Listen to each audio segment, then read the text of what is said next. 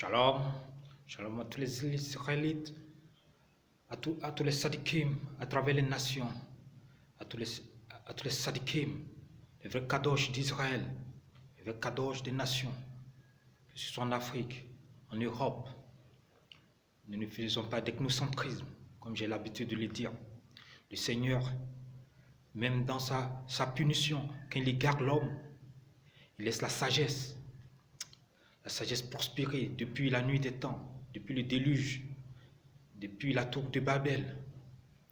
Il laisse la sagesse prospérer afin que les hommes, à travers la sagesse, puissent prendre la perche de la rédemption et remonter au-dessus, et remonter vers l'entendement de l'éternel Dieu.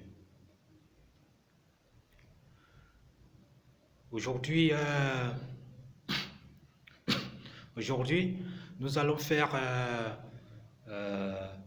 un tour sur une notion qui est très importante. C'est la sorcellerie, les sorts que les gens lancent et la magie. Comment se parer contre cela? Quand c'est quelque chose qui existe, vraiment, il faut en parler.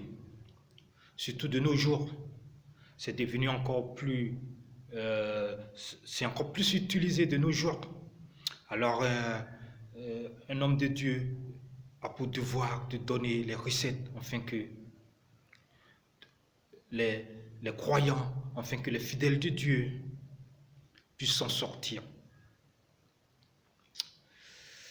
Bon, nous allons faire un tour sur les pratiques en Afrique, en Europe, en Asie, et donner la solution humaine, la solution universaliste, et en même temps la solution souverainiste.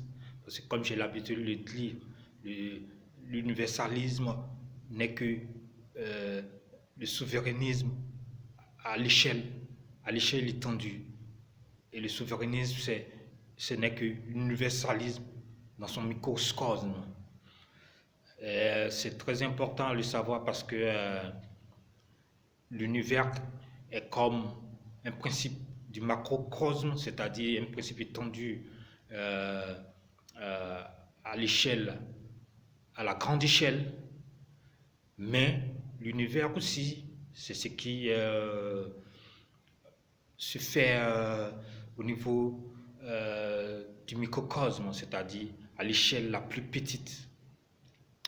Les deux notions se jumellent comme l'universalisme et le souverainisme pour se marier et faire sortir le phénomène adéquat, le phénomène bienfaisant. Il faudrait savoir que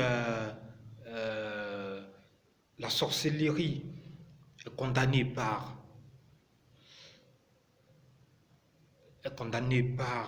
l'israélisme, la sorcellerie est aussi condamnée par l'islam, la sorcellerie est condamnée par le christianisme, puisque toutes ces religions viennent à la base des pères de l'Église, les pères, je vais les citer comme ça, Adam, Noé, Abraham, Isaac, Jacob, Moïse.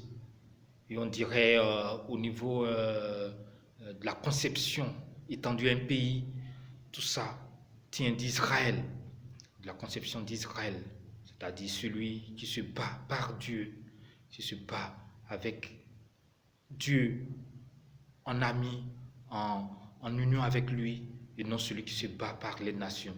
Si vous voulez lutter contre la sorcellerie, les fétiches, les magies, vous ne devez pas le faire par ce que les nations vous donnent comme moyen, c'est-à-dire les attributs des animaux, les attributs des plantes et tout ça. Mais vous devez le faire à travers Dieu. Simplement parce que c'est Dieu qui nous a donné notre attribut et le Dieu qui s'occupe de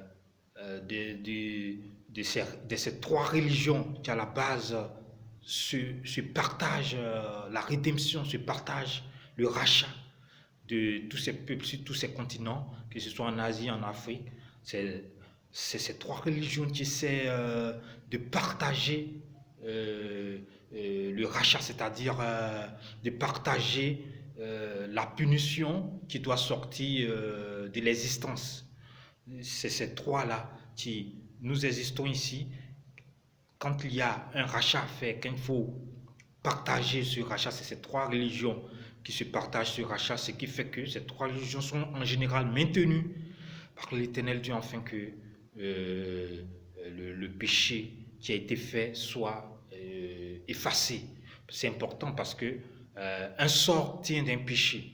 S'il y a un péché qui subsiste, qui est un péché qui est maintenu, le sort alors devient très puissant. Mais quand il n'y a pas de péché, il n'y a pas de péché à la base, le sorcier n'a pas de moyens contre vous si vous n'avez pas de péché. Ça, c'est les bases pour commencer. Maintenant aussi, à partir de là aussi, si vous faites un pacte avec un être, un esprit qui n'est pas d'ici, de la terre, surtout la Bible dit, si vous avez des idoles sur terre, si vous avez des idoles venant du ciel, si vous avez des idoles de la mer en dessous de la terre, vous n'êtes pas, vous ne pouvez pas profiter des faveurs de l'Éternel. Vous n'êtes pas comme dans la communauté de l'Éternel Dieu Tout-Puissant. Nous parlons bien sûr de Dieu qui a créé Adam, c'est Dieu qui a créé Noé. C'est un Dieu, c'est le seul Dieu qui a assumé la création de l'homme. Voilà. À la base, que ça soit un mythe ou comme il y a beaucoup de mythes dans des religions, ça aurait été même un mythe, aucun mythe ne sous-entend avoir créé l'ensemble des hommes, quelle que soit leur couleur. Il y a un seul Dieu qui l'a fait, voilà pourquoi ce Dieu est étendu à plusieurs continents, à plusieurs religions. Et ce Dieu, il a créé Adam, on connaît l'histoire, c'est la même histoire chez les musulmans, c'est la même histoire chez les Israélites, les Juifs, c'est la même histoire chez les chrétiens. Donc on peut prendre ça comme une vérité intouchable. À partir de là, Dieu vous crée, Dieu vous donne des attributs, vous ne devez pas aller chercher des idoles, parce que Dieu a déjà la perfection des qualités qui font l'idole. Dieu a déjà cette qualité, la perfection, l'ensemble des qualités qui font déjà l'idole. C'est pas la peine d'aller chercher dans des idoles qui ont des qualités séparées. Ça va être une idole, ça va être des qualités, par exemple, sur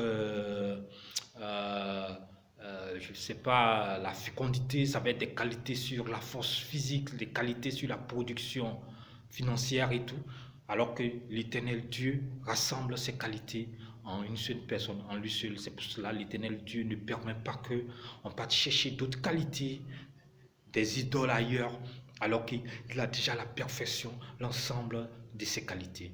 Voilà, ça c'est pour l'explication. Ce qui fait que pour lutter contre la sorcellerie, lutter contre les mauvais esprits, les djinns, lutter contre les démons, parce que l'homme étant au juste milieu, il y a des êtres en dessous de la terre, il y a des êtres dans le ciel. Même dans ces êtres dans le ciel, on peut mettre les extraterrestres qui ont des capacités mystiques très élevées, souvent aussi. Donc, il peut influer sur vous mentalement par des techniques de contact au niveau du mental. Ils ont ces capacités, ces techniques. Dans ces esprits ont ces capacités d'entrer dans vos dimensions, que ce soit dans la dimension des atomes, la dimension des particules et la dimension où nous sommes. On peut appeler ça la dimension de la physique des solides.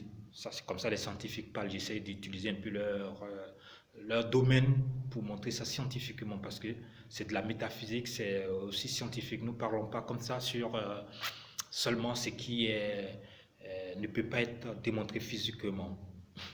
Donc c'est au niveau de la dimension des atomes que ces êtres peuvent vous frapper. Vous frapper encore à d'autres dimensions en dessous des atomes.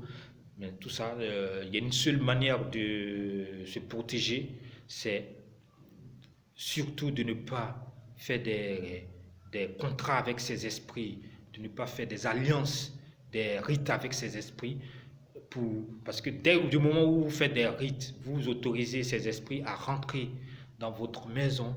Du moment où vous allez même prendre un ange et vous allez faire son hôtel dans votre maison, vous permettez à cet ange, alors que l'ange n'a pas la perfection que Dieu a, quel que soit l'ange, même si on vous dit c'est l'ange Gabriel, Michel ou quoi, les anges n'ont pas la perfection que Dieu a. Il n'y a que Dieu qui a la perfection, il n'y a qu'en Dieu qu'on peut donner la confiance absolue. Un ange ne peut pas avoir la confiance absolue parce qu'il y a des anges déchus, des anges qui étaient bien et après qui sont devenus, qui sont tombés dans le mal. Nous n'allons pas les citer parce qu'après aussi, il y a des anges qui étaient dans le mal et qui remontent, qui deviennent des anges de qualité, qui ne sont plus des démons, qui deviennent des êtres de qualité. Donc, on n'a pas besoin de les citer. C'est le principe général qu'on vous donne. Le principe général, ça peut suffire un homme pour se protéger son esprit, son corps, pour protéger son âme. C'est-à-dire ces trois dimensions déjà. Maintenant, ces trois dimensions peuvent s'élever en d'autres dimensions qu'on peut rajouter et aller à 10 dimensions, 12 dimensions, mais on vous parle du centre. Le centre, c'est déjà 3 dimensions. Si vous protégez ainsi ces 3 dimensions, vous avez l'entièreté de votre être qui est protégé par Dieu. Ça, c'est pour le départ. Maintenant, on va l'achever pour vous donner les méthodes de protection. La nature nous donne des méthodes de protection qui sont comme le sel, par exemple, qui a des attributs. Dieu nous a donné le sel, mais qu'on peut utiliser. Vous pouvez utiliser le sel pour mettre dans de l'eau chaude, faire la prière. Mais avant de l'utiliser, il faut faire la prière. La prière. Et que votre prière doit être adressée à l'Éternel Dieu lui-même, Elohim, Yahweh, le Dieu créateur d'Israël, le Dieu, vous le dites dans vos prières, créateur du ciel et de la terre, Dieu d'Adam, Dieu de Noé, vous continuez, Dieu d'Isaac, Jacob, vous vous arrêtez au Dieu de Moïse, pour parfait. N'allez pas au-delà parce que on est en train de parler du centre de la spiritualité. Les autres prophètes qui viennent après, c'est des messies pour des communautés, pour des groupes. Voilà, on parlait du centre de la spiritualité. Quand Dieu a créé l'homme, il a donné des attributs au centre, c'est de ces attributs. Non un messie en Chine ou un messie, je parle de ce qui peut rassembler tout homme, que vous soyez asiatique ou que vous soyez africain, que vous soyez européen. Nous parlons donc du centre de la spiritualité, pas de ce que chacun dégage après dans sa propre perfection. Dans sa propre perfection, c'est autre chose. Ça ne peut pas convenir à un Asiatique forcément. Le Messie de l'Europe ne peut pas convenir forcément au Messie de l'Afrique, ne peut pas convenir forcément au Messie de l'Asie. Moi, je vous parle du centre. Donc, c'est les pères du centre. Les pères du centre, c'est Adam, c'est Noé, c'est Isaac, c'est Jacob, c'est Moïse, vu qu'il a reçu la tablette, ce sont les pères du centre. Maintenant, après cela, vous avez des psaumes. Moi, je vais vous donner les psaumes clés, parce qu'on ne prend pas les psaumes comme ça. Les psaumes clés, ce sont les psaumes du centre de l'être, les psaumes qui protègent votre esprit, votre âme, votre corps. C'est pas seulement votre âme, votre esprit, votre corps, parce qu'il y a des psaumes qui protègent seulement votre âme, qui protègent seulement votre esprit, il y a d'autres qui protègent votre corps. Moi, je parle des psaumes qui protègent les 3 entités. Et les 3 entités, les psaumes 90, 91, 92, je répète, psaume 90, 91, 92. Ce sont les psaumes qui peuvent toucher toutes les couleurs, qui peuvent toucher toutes les lignées, parce que ce sont les lignées qui font les rédemptions. Je vous avais dit qu'un sort tient de vos péchés, et vos péchés c'est la lignée aussi, c'est la rédemption qui doit être faite. Et c'est ces 3 psaumes qui touchent toutes les rédemptions. Vous devez les réciter afin que La rédemption soit et que le péché ne vous touche pas, et que le mal ne vous touche pas, le sort ne vous touche pas, le sorcier ne vous touche pas, pour en finir. C'est le psaume 90, 91, 92 que vous devez lire. Vous devez lire. En général, le soir, avant de vous coucher, parce que le soir, c'est là que les entités du mal sont là. Ces entités du mal vont chercher à vous toucher. Donc, vous lisez 80, le psaume 90, le psaume 91, le psaume 92. En général, vous le faites comme ça, afin que la barara, la bénédiction de l'Éternel, l'Esprit de l'Éternel et les anges de l'Éternel vous protègent. C'est ainsi. Pour le reste, vous avez aussi le cantique de Moïse. Quand vous voulez une défense forte, vous avez les cantiques de Moïse, Deutéronome 32. C'est le Deutéronome 32, cantique de Moïse. Vous prenez, vous lisez le cantique de Moïse. Chaque jour, vous lisez le cantique de Moïse. Avant de vous coucher, vous lisez le cantique de Moïse. Ça va vous protéger. Vous demandez aussi à vos enfants de réciter, de lire ce cantique. À vos enfants de lire ces psaumes. Ça les protège contre les attaques, contre les gens qui sont contre leur avenir, qui sont contre eux.